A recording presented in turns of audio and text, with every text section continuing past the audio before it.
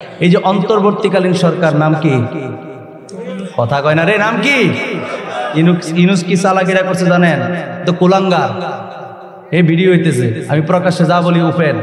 কেন কুলাঙ্গার জানেন? চট্টগ্রাম সেই বন্দর এখন বিদেশিদের হাতে। পাইছেননি যুবক ভাইরা, পাইছেন নি? 30 বছরের জন্য 30 বছরের চুক্তি হয়েছে। ওই চুক্তির মধ্যে এই সুযোগ আছে, চাইলে আরো 15 বছর বাড়াইতে পারবে। তার মানে কি প্রায় অর্ধশত বছর, প্রায় 50 বছর অন্যদের হাতে চলে গেছে। আরে বন্দর মানে বন্দর হলো একটা রাষ্ট্রের হৃৎপিণ্ড। কথা বলেন ঠিক কিনা? এই হৃৎপিণ্ডের মধ্যে যদি অন্যদের বসবাস হয়, আমার স্বাধীনতায় স্বাধীন বাংলায় অন্যদের যদি চলাফেরা হয়, অন্যদের রাজত্ব হয়, ওই জায়গার মধ্যে হৃৎপিণ্ডের মধ্যে যে কোনো সময় তারা ছুরিকাঘাত করতে পারে। কথা বলেন ঠিক কিনা? আজকে দেখেন বিশ্বের মুসলমান ফিলিস্তিনের দিকে তাকান। এই ফিলিস্তিনের বুকে ইহুদিদেরকে একটু জায়গা দিয়েছিল, থাকার সুযোগ দিয়েছিল। আজকে তারাই মুসলমানদেরকে আপনার একের পর এক পাখির মতো গুলি করে করে, শুধু গুলি না, বোমা ফেলছে, তাদের বাড়ি ঘর যা আছে সব কিছু ধ্বংস করে দিয়েছে। ঠিক কিনা বলেন? আজকে উপকার করছে, আপনি কোনটা করলেন? এদিকে শেখ হাসিনার রায়, অপরাধী যেই হোক, যদি শেখ হাসিনা অপরাধী হয়, যদি আমি অপরাধী হই, যদি আরেকজন অপরাধী হয়, তার শাস্তি হবে, ওকে সমস্যা নেই। কথা বলেন ঠিক কিনা? অপরাধের শাস্তি হবে, এটা তো স্বাভাবিক। এদিক দিয়ে রায় হইতেছে আর ওদিক দিয়ে চুক্তি নামায় সিগনেচার হয়ে গেছে। আমরা আর বেকুব বানাই দিছি। আমরা কি বানাইছে? মনে রাখবেন মুসলমান, কোন ইহুদি, কোন বুদ্ধ, অন্য ধর্মাবলম্বী কেউ মুসলমানের বন্ধু হতে পারে না। আল্লাহ কোরআনে নিষেধ করেছেন, মুসলমানদের বন্ধু হবে আরেক মুসলমান, মুমিনের বন্ধু হবে আরেক মুমিন। কথা বলেন ঠিক কিনা? একই তো পার্শ্ববর্তী দেশ বিধর্মী হিন্দু, তাদের সঙ্গে ইন্ডিয়ার সাথে আমাদের সুসম্পর্ক যদি নাও থাকে, শত্রুতামিরও দরকার নাই, কিন্তু তারা আমাদের বন্ধু নয়। আর সেই জায়গায় নিজের দেশে আবার ইসাই মুসলমানদেরকে, খ্রিস্টানদেরকে 30 বছরের জন্য সে বন্দর দিয়ে দিছে। কথা বলেন ঠিক কিনা? আবার আরেক বিপদ টেনে এনেছি। মুসলমান সজাগ থাকতে হবে। নিজের দেশের মাটি, 1 ইঞ্চি মাটিও আমরা জীবন থাকতে অন্যদেরকে দিতে দিব না। কথা বলেন ঠিক কিনা? সজাগ থাকতে হবে। যে কোনো মুসলিম লিডার, যে হোক, যে কোনো মুসলিম লিডারের নেতৃত্বে যদি রাগ আসে, অবশ্যই ঝাঁপাইয়া পড়তে হবে। যেভাবে যুদ্ধের ময়দানে আমরা ঝাঁপাইয়া পড়েছিল, আমাদের দেশ স্বাধীন হয়েছে না? স্বাধীন হয়েছে। যেরকম মানুষ ঝাঁপায় পড়েছিল, ঠিক ওই রকম ভাবে দেশের সার্বভৌমত্ব রক্ষায়, স্বাধীনতা রক্ষায় আমাদেরকে ঘরে বসে থাকলে হবে না। তো আপনি অপেক্ষা করেন, ওই জায়গার মধ্যে কি হইতেছে আপনি বুঝবেন না। এই যে দিয়ে দিছে, অস্ত্র আনতেছে না কি করতেছে না, আপনার কি রাজ্য বানাইতেছে, আপনি যাইতেও পারবেন না, এখন খবরও নিতে পারবেন না, পরীক্ষা করতে পারবেন না। তো কয়দিন পরে, 30 বছর পরে দেখা গেছে কি আপনার ওই ফিলিস্তিনের অবস্থা আপনার হলে, তখন কি করবেন? আপনার দেশেই তো আপনি চাইলে তো তখন কিছু করতে পারবেন না। পারবেন? কথা বলেন না, পারবেন? খালি খাইলে আর ঘুমাইলে হবে না, নিজের দেশ রক্ষায় নিজেদের ভূমিকা লাগবে। লাগবে না? না লাগবে? এটা তীব্র নিন্দা এবং প্রতিবাদ করছি। অন্তর্বর্তীকালীন সরকারের এই ক্ষমতায় পাওয়ার নাই, এরপরে সে যেই দুঃসাহস করেছে, এটা কখনো মেনে নেওয়ার মতো। আল্লাহ আমাদেরকে ইমানি শক্তিতে বলিয়ান করুক। পড়েন আমিন। আর জোরে পড়েন আমিন। এজন্য সজাগ থাকতে হবে। দিন আনে দিন খাইলাম ঘুমাইলাম, এইভাবে হলে হবে না। স্বাধীনতা অর্জনের চেয়ে রক্ষা করা কঠিন, রক্ষা আমাদেরকে করতে হবে। ঠিক কিনা বলেন? আর জোরে বলেন ঠিক কিনা? আমি আর কথা বাড়াচ্ছি না, সামনের দিকে। আজকে ভূমিকম্প হয়েছে, দেখছেন নি? এগুলো না বললে আমরা হয় না, আমরা সব জায়গায় এগুলো বলতে হয়। আমরা সারা দেশে আলোচনা করি, শুধু দুলালপুর মিরকিল্লা না, সারা দেশেই কথা বলি, কারো কম কারো বেশি। হয়তো ওই মানের বাংলাদেশের শীর্ষস্থানীয় বক্তা না হলেও আলহামদুলিল্লাহ বড় বড় মঞ্চে কথা বলি। আলহামদুলিল্লাহ বলেন না? আমি তো আপনাদেরকে বলি না, আমার এলাকা। কথা বলেন ঠিক কিনা? যে ভূমিকম্প হয়েছে, কত মায়ের সন্তান চলে গেছে, ওয়াল ভাঙা পড়ছে, ঘর ভাঙা পড়ছে, বড় বড় অট্টালিকা কাটতে হয়ে গেছে, কত মানুষ মারা গেছে। ওই জায়গায় আপনি থাকতে পারতেন না? আল্লাহ আপনার ওই জায়গায় রাখতে পারতো না? 200-র মতো আমার ভাইজানের, আমি এটা জানি না, ভাইজান যেহেতু নিউজটা দিচ্ছে এটা বলছি, যে 200-র মতো মানুষ মারা গেছে। মুসলমান, এই জন্য আল্লাহর গজব আসার আগে আল্লাহর পথে থাকতে হবে। কথা বলেন ঠিক কিনা? আল্লাহ আমাদের সকলকে ইমানে আমলে কবুল করুক। পরে আমিন। আলোচনা শেষ। শেষ, শুধু বাকি আছে কি দোয়া, মোনাজাত হবে, আর কিছু না। এর মধ্যে শিক্ষা যেটা পাইলাম, আল্লাহর কোরআন অনুযায়ী নবীর শান আজমতকে প্রকাশ করবে, এটা ফরজ উম্মতের জন্য। এটা কি ফরজ? কারণ হুকুম কার? আল্লাহর। মনে রাখবেন, আল্লাহর হুকুম, আল্লাহর আইন বান্দার জন্য ফরজ।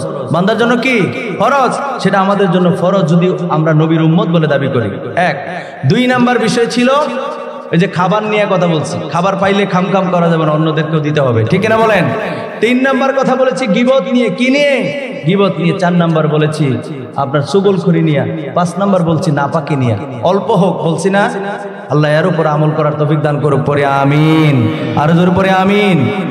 আমি তেমন একটা সুস্থ নই, কালকে থেকে মোটামুটি অনেকটা অসুস্থতা ফিল করছি। এরপরে ওয়াদা রক্ষার্থে এসেছি, কিন্তু আলোচনার মাঠে স্টেজে যখন উঠেছি তখন আর অসুস্থ বলে মনে হয় নাই। এটা আল্লাহর খাস রহমত। কথা বলেন ঠিক কিনা? এতক্ষণ কথা বলছি, আর কথা বলবো না। এই বিষয়ের উপর কথা বলছি, এটা আপনাদেরকে স্মরণ করাই দিলাম। আর পর্দানিশীল মা বোনেরা যারা আছে, মা বোনদের জন্য একটা হাদিস শেষ বেলা বলে যেতে চাই। মা বোন যারা আছেন কান খাড়া করে শোনেন, আপনাদের জন্য জান্নাতে যাওয়া খুব সহজ। মা বোনদের জন্য জান্নাতে যাওয়া কি সহজটা কইতেন না আপনারা? মা বোনদের জন্য জান্নাতে যাওয়া কি কেমনে সহজ? নবীজি সাল্লাল্লাহু আলাইহি সাল্লাম বলেছেন, ও আমার মা বোনেরা কান খাড়া করে শুনেন, 1 মিনিট লাগবে হাদিসটা বলতে, 1 মিনিট বা 2 মিনিট লাগবে, খুব মনোযোগ দেন। এই কথা বলে কে? আল্লাহর নবী বলেছেন, যে নারী 4টা কাজ করবে আল্লাহ পাক রব্বুল আলামিন তাকে জান্নাতের 8টি দরজা খুলে দিবে। সে চাইলে যে কোনো দরজা দিয়ে জান্নাতে প্রবেশ করতে পারবে। জোরে বলেন সুবহানাল্লাহ। এই 4টা কাজ কি? 1 নম্বরে নবীজি বলেছেন, যে নারী 5 ওয়াক্ত নামাজ পড়বে তার জন্য জান্নাতের 8টি দরজা খুলে দেওয়া হবে। সুবহানাল্লাহ বলেন। 2 নম্বরে নবীজি বলেছেন, যে নারী পর্দা করবে তার জন্য আল্লাহ পাক রব্বুল আলামিন জান্নাতের 8টি দরজা খুলে দিবে। সুবহানাল্লাহ কইতেন না? আর জোরে কইতেন না? 4টার মধ্যে কয়টা কইছি? জোরে কোন 4টার মধ্যে কয়টা বলছি? 2টা।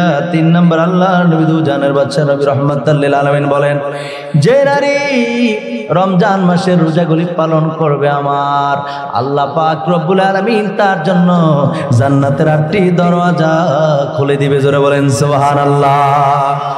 সহজ না কঠিন? কথা কনা সহজ না কঠিন? 4র্থ নাম্বার আল্লাহ নবী বললেন, যে নারী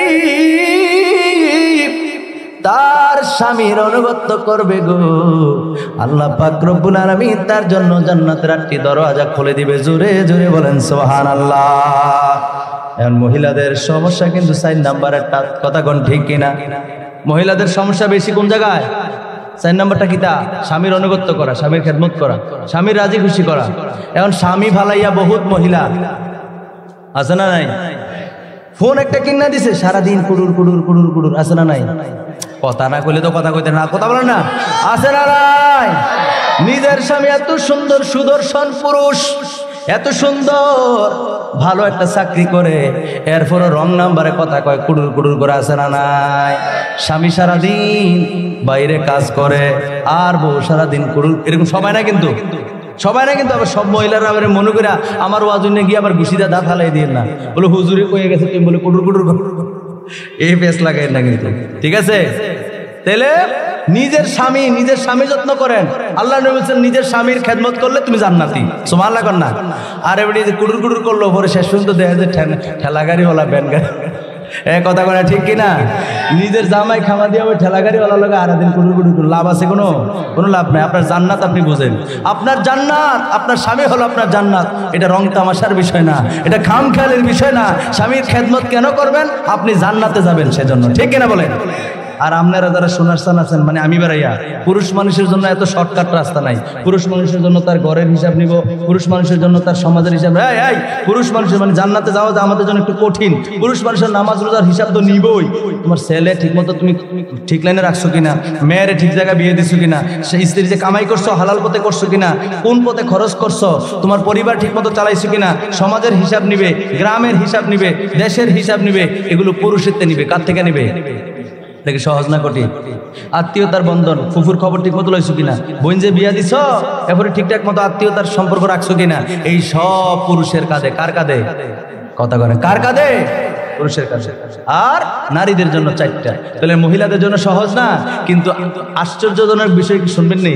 আল্লাহ নবী বলেন মেরাজতে আইসা নবীজি বললেন সবচেয়ে বেশি দেখলাম জাহান্নামে মহিলা। এটা বেহতার না? মহিলাটি বেহতার না? 4টা রাস্তা তো শর্টকাট দেখাইলো।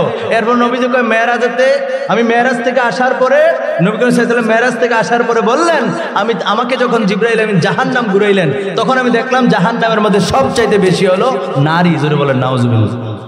এত শর্টকাট রাস্তা দেখানোর পর তারা পারিতে না, তার কিনবো কলা সোলাই দিবার খাইবো না, এত সোজা না। আবার কথা কন ঠিক কিনা? ওয়াজ আমার শেষ, শুধু মনে হলো আমার ভাইরা কি কথা বলবেন, আপনারা কথা বলবেন, বলো না। বিশেষ করে